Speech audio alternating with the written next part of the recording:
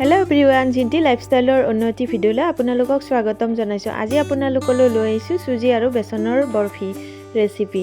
এই ৰেচিপিটো খাবলৈ খুবেই সোৱাদ লগা হয় আৰু কেতিয়াবা দোকানৰ পৰা কিনি আনি খোৱাতছে এনেদৰে ঘৰতে অতি সহজতে সামগ্ৰীখিনি থাকিলে বনাই খাব পাৰে আপুনি। চুজিখিনি প্ৰথমতে কেৰাহীখন গৰম হোৱাৰ পিছত এক বাতি ইয়াতে দি লৈছোঁ। এইখিনি ভালদৰে লাৰি থাকিব লাগিব আৰু জুইৰ ফ্লেমটো একেবাৰে কমাই দিব লাগিব যাতে এইখিনি তলাত লাগি নাযায় কেৰাহীৰ। এইখিনি ভালদৰে লাৰি চাৰি থকাৰ পিছত ইয়াতে এতিয়া আমি দিব লাগিব অকণমান ঘি।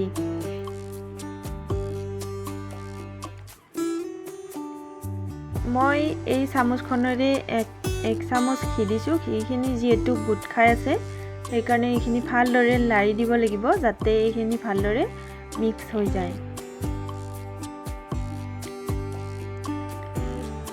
এইখিনি অলপ টাইম এনেদৰে লাৰি থাকিব লাগিব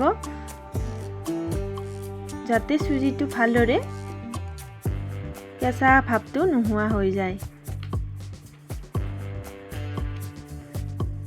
এইখিনি মোৰ দেখিছেনে ভজা হৈ গ'ল। এইখন প্লেটত মই এনেদৰে উঠাই লৈছোঁ। এবাৰ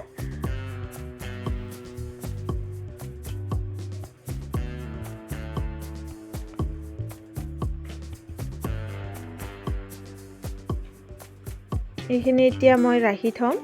একেখন কেৰাহীতে মই এতিয়া আৰু 2 চামুচ ঘি দি ল'ম। আপোনালোকে ঘিৰ পৰিমাণটো যিখিনি দৰকাৰ সেইখিনি দি ল'ব পাৰে। মই বেছি ঘি দিয়া নাই কাৰণ ঘিৰ বেছি গোন্ধ হ'লেও মোৰ ভাল নালাগে, সেইকাৰণে মই ঘিটো 2 চামুচে দি লৈছোঁ আৰু আপোনালোকে অলপ বেছিও দি ল'ব পাৰে। এতিয়া এইখিনি অকণমান গৰম হোৱাৰ পিছত এয়া অকণমান গৰম হৈছে।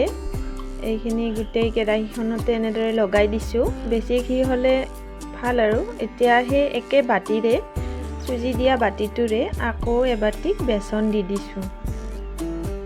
কমকৈ বনালে কমকৈ দিব আৰু বেছি বনাম বুলি ভাবিলে বৰফিটো 2 বাতি দিব।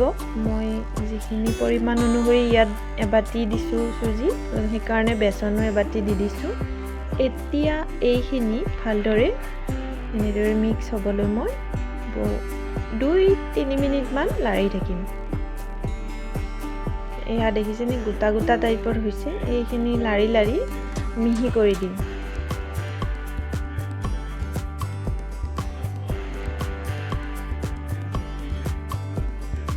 এনেদৰে লাৰি লাৰি মই এইখিনি ধুনীয়াকৈ মিহি কৰি দিছোঁ। যিহেতু ইয়াত বেছি পানী ব্যৱহাৰ নকৰোঁ, এনেদৰেই মিহি কৰি ল'ব লাগিব। এইখিনি বেচনৰ কেঁচা ভাৱটো নোহোৱা হোৱাৰ পিছত এইখিনি মই নাৰিকল ভাজি থোৱা আগতে আছিলে সেইখিনি দি লৈছোঁ। আপোনালোকে কেঁচা নাৰিকলো দিব পাৰে নাইবা নাৰিকলৰ গুড়িও ব্যৱহাৰ কৰিব পাৰে। এতিয়া এইখিনি ভালদৰে মিক্স কৰি লৈ ইয়াতে চেনিৰ গুড়ি মিক্স কৰি দিছোঁ। চেনিও সেই মই একেটা বাতিৰে এবাতি দিছোঁ আৰু কিছুমানে মিঠা বেছিকৈ ভাল পোৱা সকলে 2 বাতি চেনিও দি ল'ব পাৰে। মই কিন্তু এটা পৰিমাণত দি দিছোঁ আটাইখিনি সামগ্ৰীয়ে।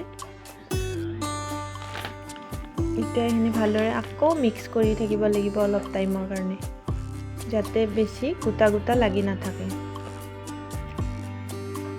এইবাৰ ভাজি থোৱা চুজিখিনি ইয়াতে দি দিছোঁ। ইয়াতে ফুড কালাৰ দিলে কালাৰটো য়েলো টাইপৰ বৰফি হয়।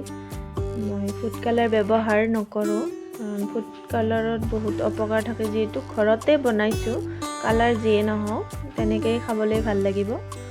আৰু এতিয়া সেই একেটা বাতিৰে মই গাখীৰ দি দিছোঁ। গাখীৰখিনি মই আগতে গৰম কৰি ঠাণ্ডা কৰি থোৱা গাখীৰ দি দিছোঁ। যিকোনো গাখীৰ ব্যৱহাৰ কৰিব পাৰে, গৰু গাখীৰো ব্যৱহাৰ কৰিব পাৰে নাইবা আমুল তাজা গাখীৰো দিব পাৰে। এতিয়া মই ইয়াতে আৰু অকণমান গাখীৰ দি ল'ম যিহেতু অলপ গোটা লাগি আছে। এইখিনি দি আকৌ ভালদৰে মিক্স কৰি ল'ম।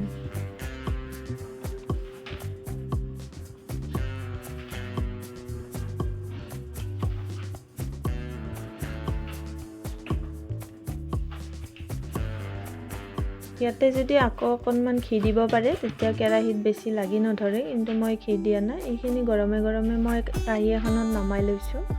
এই চাওকচোন বহুত গৰম হৈ আছে। আপোনালোকে এনেদৰে গৰমত নালাৰিব, অলপ ঠাণ্ডা হ'বলৈ দিব। মই কিন্তু আপোনালোকক দেখুৱাবৰ কাৰণে এনেদৰে গৰমে গৰমে লাৰিছোঁ।